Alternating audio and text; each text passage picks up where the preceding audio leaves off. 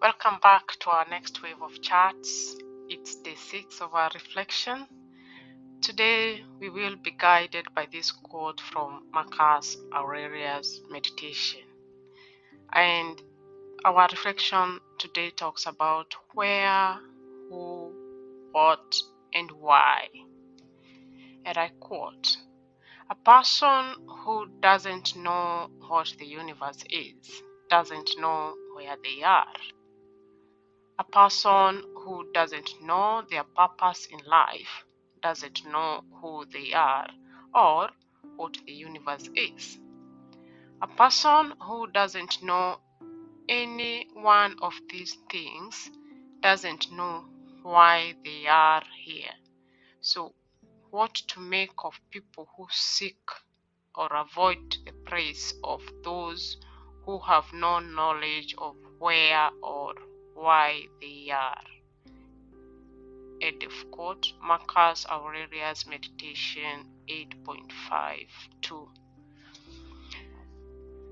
The late comedian Mitch Hedberg had a funny story he told in his act.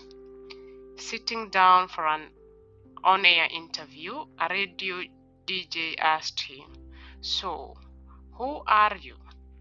In that moment, he had to think, is this guy really deep, or did I drive to the wrong station? How often are we asked a simple question like, "Who are you?" or "What do you do?" or "Where are you from?" Considering it a superficial question, if we even consider it at all, we don't bother with more than a superficial answer. But, gun to their head, most people couldn't give much in the way of a substantive answer. Could you? Have you taken the time to get clarity about who you are and what you stand for? Or are you too busy chasing unimportant things, mimicking the wrong influencers, and following disappointing or unfulfilling or non-existent paths? Wow. A powerful message for us, my listeners. I think in the past couple of days we have seen that knowledge of self, knowledge of time, knowledge of where your intentions, your emotions, and your thoughts are going is what these first days of reflection in 2024 are all about. This reflection provides profound insight into the nature of self-awareness and purpose. We can break down this quote to explore a little bit more. And one point is that Marcus suggests knowing what the universe is. And this suggestion serves as a fundamental backdrop for understanding our place within it. To comprehend oneself, there must first be an understanding of the larger context we exist in. Another one is the link between the self, you, and the universe. The connection between understanding the universe and knowing one's purpose implies that there is a cosmic role or order each individual is meant to fulfill. Without this awareness, we are lost both in identity and direction. My take from this reflection is in understanding what sometimes may be referred as identity crisis. Not knowing one's purpose is equated with not knowing who they are, not knowing who you are. I think past few days we have gained wisdom and knowledge in that a deep sense of identity is tied to one's life mission and goals, and knowing your goals, knowing your direction. Another area I've gained through this reflection is the wisdom around seeking external validation. What we always and most of the time talk of the public opinion and what will people say. And the question is, when you say you don't care about what will people say, or I don't care about public opinion, Do you really understand what you're talking about, or you're just saying it for the sake of saying? So, when we look at the latter part of the quote, it reflects on the senselessness of seeking validation from those who themselves lack understanding of their own purpose.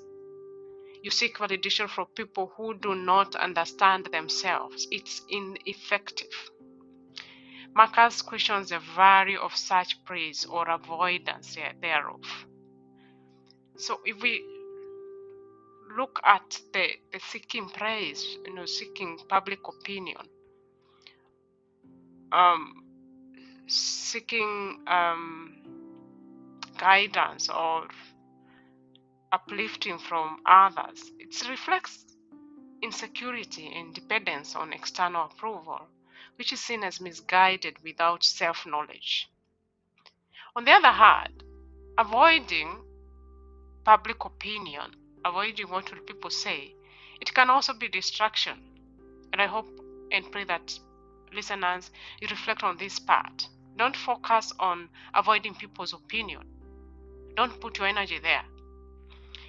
As the focus should be on you, your self-improvement and understanding who you are. Where is your focus?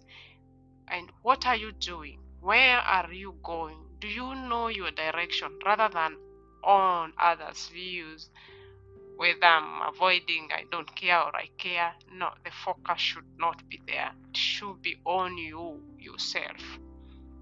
So listeners, to be cut out and grow in this area, there are two things. We can look at the wisdom versus the ignorance. In essence, Marcus is prompting a reflection on the source and value of public opinion. Wisdom comes from knowledge and understanding, whereas ignorance, it leads you to misplaced priorities.